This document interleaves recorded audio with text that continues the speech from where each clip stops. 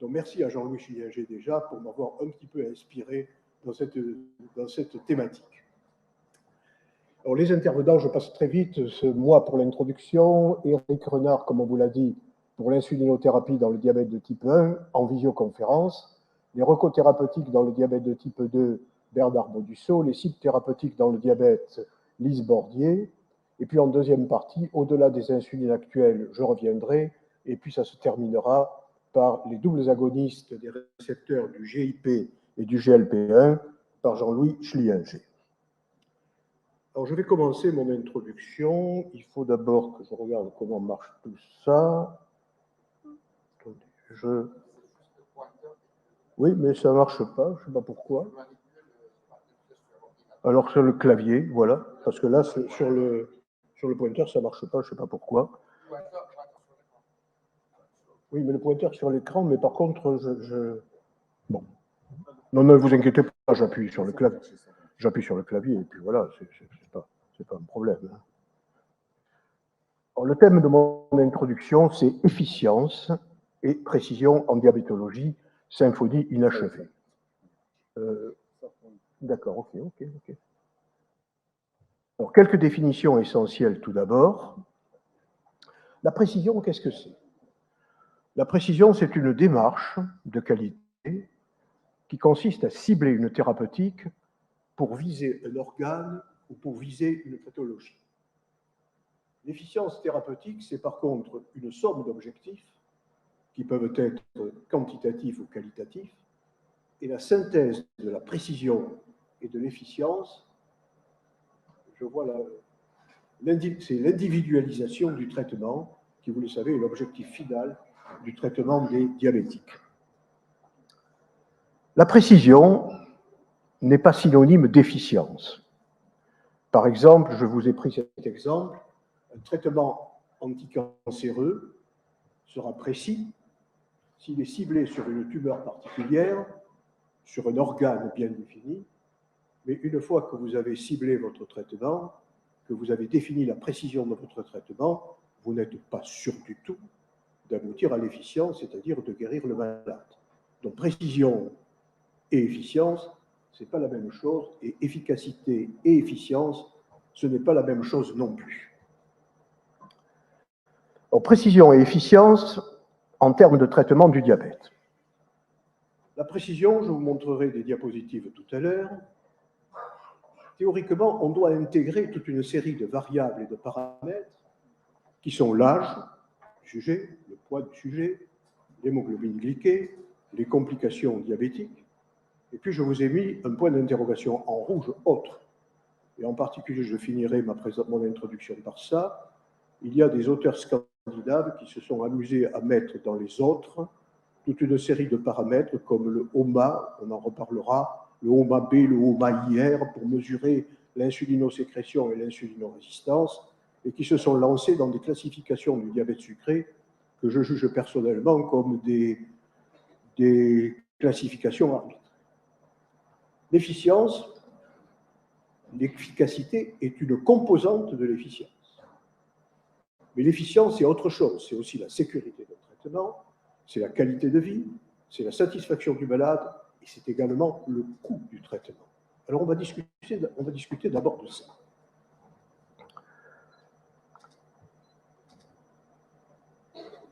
Donc, quand vous allez vous occuper de l'efficience d'un traitement, il faudra que tous les ronds que je vous ai présentés ici soient remplis, que toutes les conditions, la certification d'un médicament, en d'autres termes, pour qu'elle soit validée, il faut que toutes ces composantes soient validées, c'est-à-dire l'efficacité, la sécurité, la qualité de vie, la satisfaction du patient et le coût du traitement. Et si un seul d'entre eux, de ces paramètres, n'est pas validé, eh bien, le traitement, en général, il a du plomb dans l'aile, ou en tous les cas, il risque de ne jamais être commercialisé. On va prendre quelques exemples assez précis. La première chose, c'est le coût. Si le coût d'un traitement est prohibitif, c'est sûr que le traitement n'ira pas très loin. Je prends un exemple simple, le cœur artificiel par exemple, pour traiter l'insuffisance cardiaque. Personne ne s'amusera à mettre un cœur artificiel aux malades insuffisants cardiaques parce que ça coûte trop cher parce que le prix est prohibitif. Donc, à la limite, ça restera focalisé sur quelques individus très précis pour passer une phase extrêmement courte. Donc, dès qu'un traitement est trop coûteux, il ne marche pas ou il ne marche que sur certains individus. Donc, il faut que le coût soit acceptable et pour les nouveaux médicaments en particulier, eh bien, il faut que les prix ne soient pas excessifs. La qualité de vie, c'est indispensable. Si vous traitez un malade par un médicament qui altère sa qualité de vie, il ne le supportera pas. Je prends un deuxième exemple. Les traitements par GLP-1. Supposez que les laboratoires n'aient pas développé des analogues du GLP-1 que l'on fait de manière quotidienne ou actuellement hebdomadaire. Jean-Louis Schlinger vous en parlera tout à l'heure. Et supposez qu'on n'ait que le GLP-1 natif. Le GLP-1 natif, il dure 2 minutes. Il faut le faire par voie intraveineuse. Vous ne voyez pas des malades en train de vous promener avec une perfusion de GLP-1 pour améliorer leur glycémie en portant une perfusion toute la journée. Donc là, vous altérez complètement la qualité de vie. La qualité de vie devient désastreuse. La sécurité. Si vous avez un médicament qui n'est pas sûr, qui donne des effets secondaires, il est certain qu'il est rapidement rejeté. Je vous signale que les glitazones, par exemple, ont été, à mon avis, elles auraient dû être conservées dans certains pays. Elles le sont encore aux États-Unis. Mais dans la plupart des pays du monde, les glitazones ont été retirées du marché.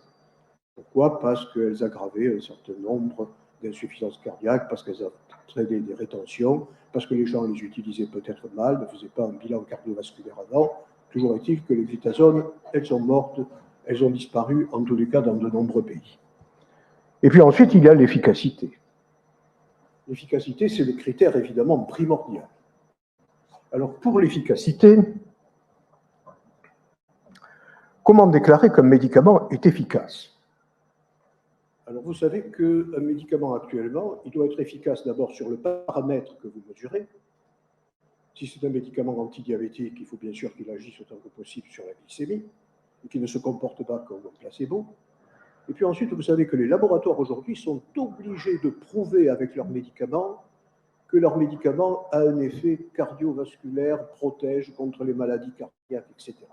Avec des essais qui sont des essais qui sont volumineux, que l'on appelle les méga-trials.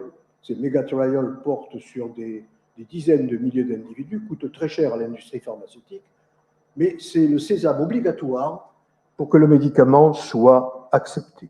Alors, je vous donne cette petite diapositive ici, qui est tirée des recommandations américaines qui avaient paru il y a quelques années dans Diabetes Care.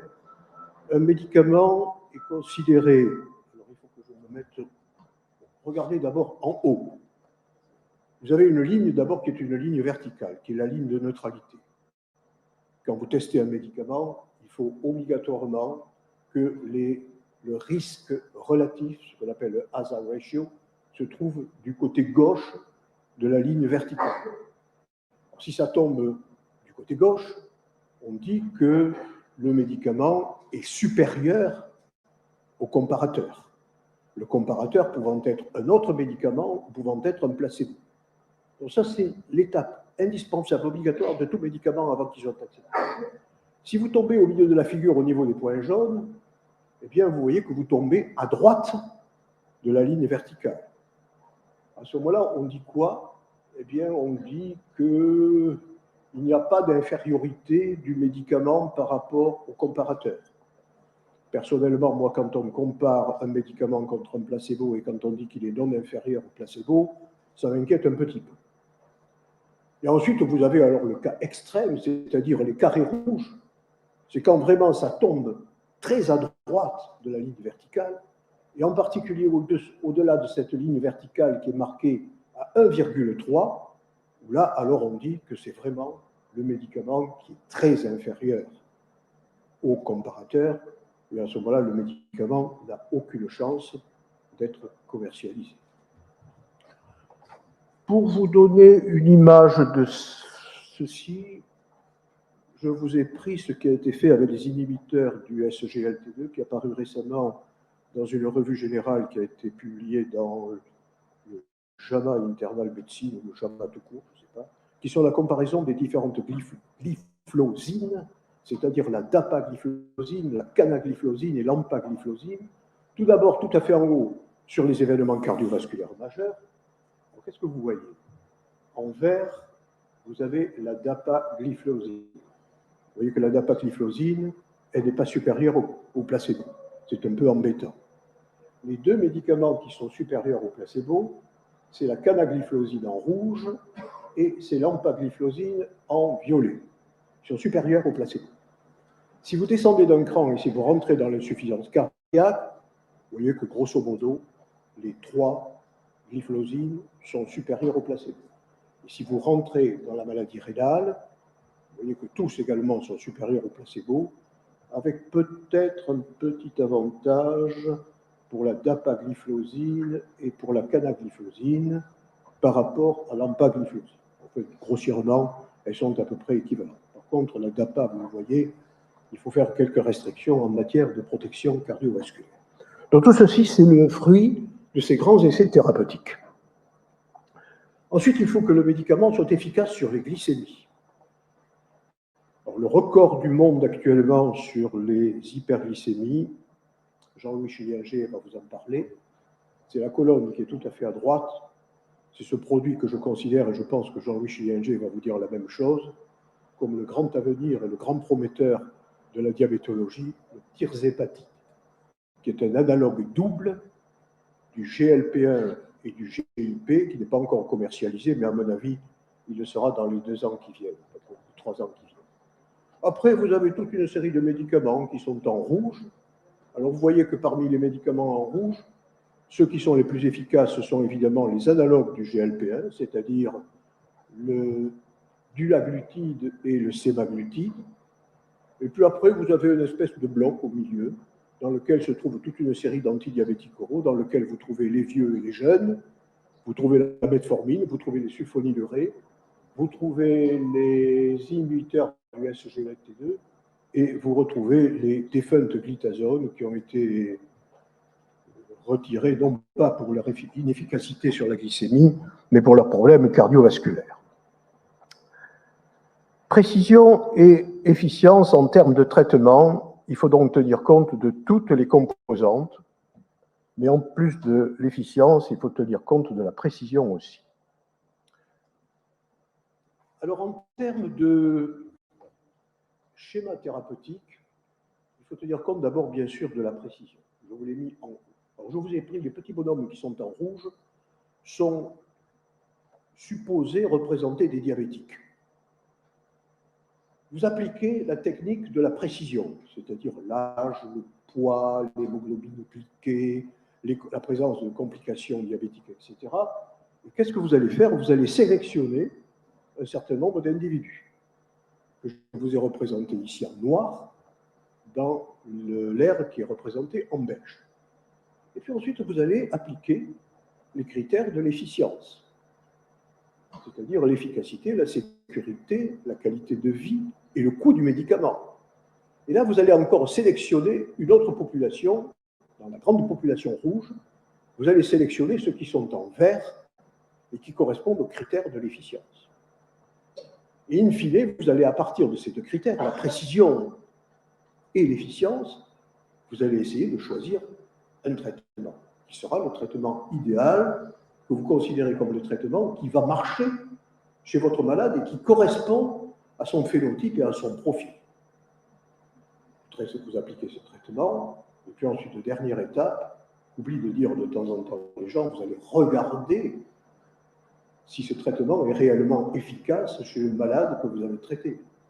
Parce que tous les malades, vous le savez, ne répondent pas de la même façon aux médicaments. Il y en a certains pour lesquels vous avez élaboré toute une théorie en matière de précision, d'efficience, etc. Et puis ça ne marche pas.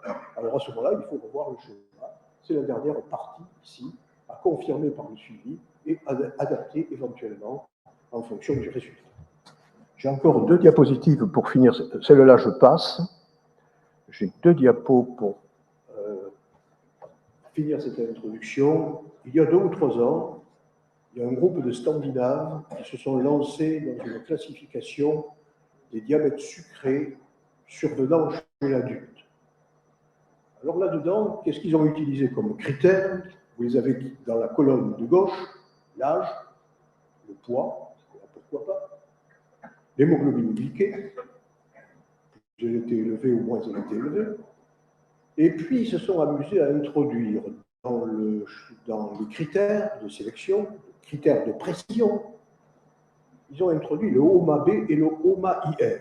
Alors le HOMA-B, c'est un critère ou un index plutôt, qui a été défini par les gens du groupe d'Oxford il y a en 1986, qui a fait le tour du monde et qui est fait pour définir l'insulinosécrétion résiduelle des diabétiques en fonction de quoi? De la glycémie et de l'insulinémie. Alors ils ont introduit des formules compliquées qui ne veulent rien dire du tout.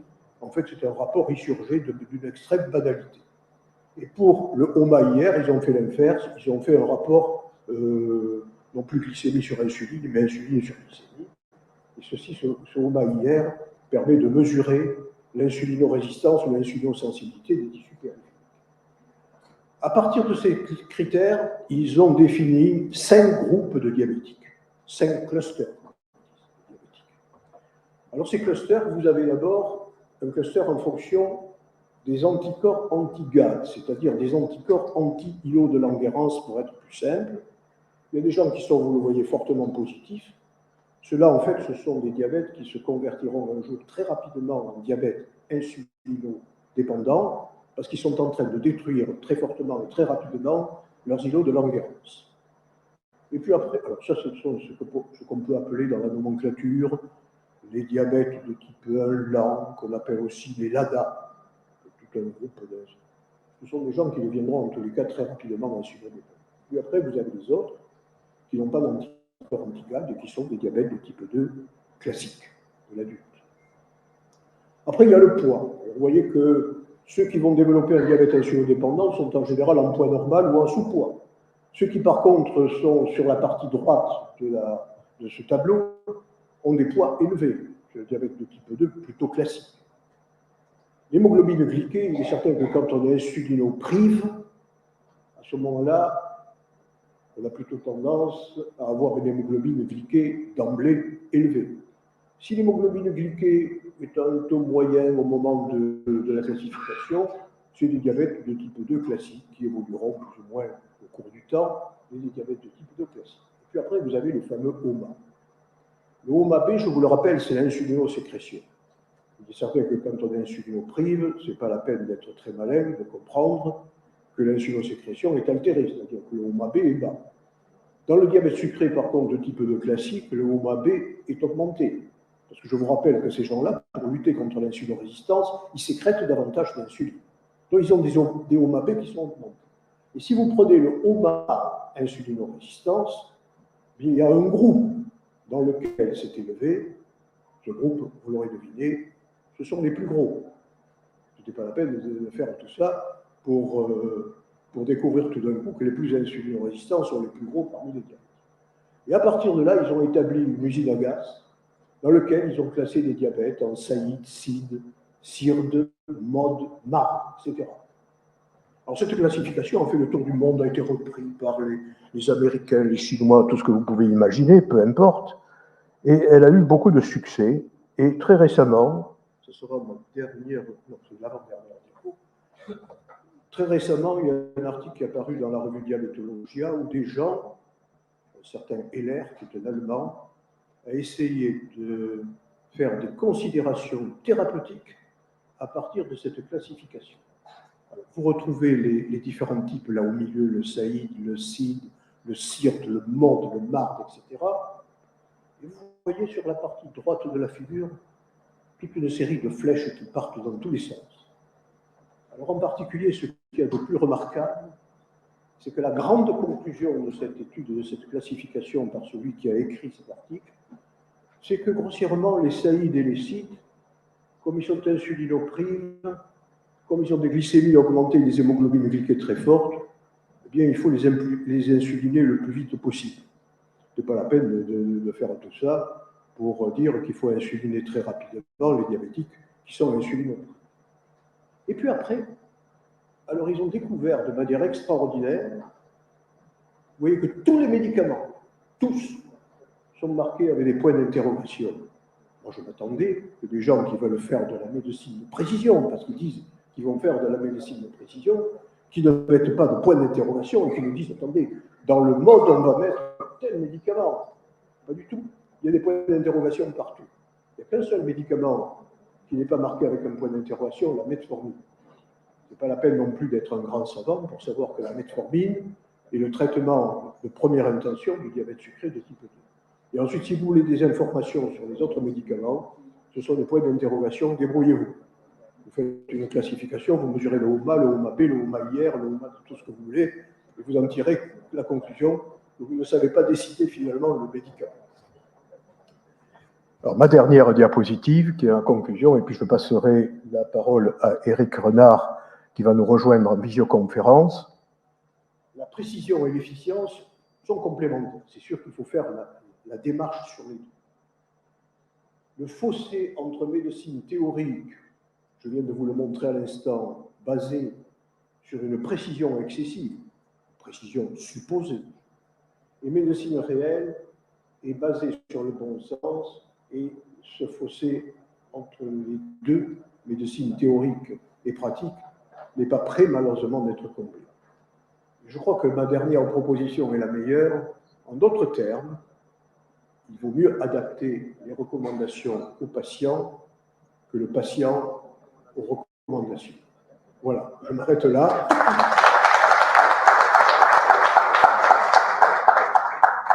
Et je ne sais pas comment on va faire pour passer la parole à Éric Renard. Ça se fait automatiquement, cette affaire-là.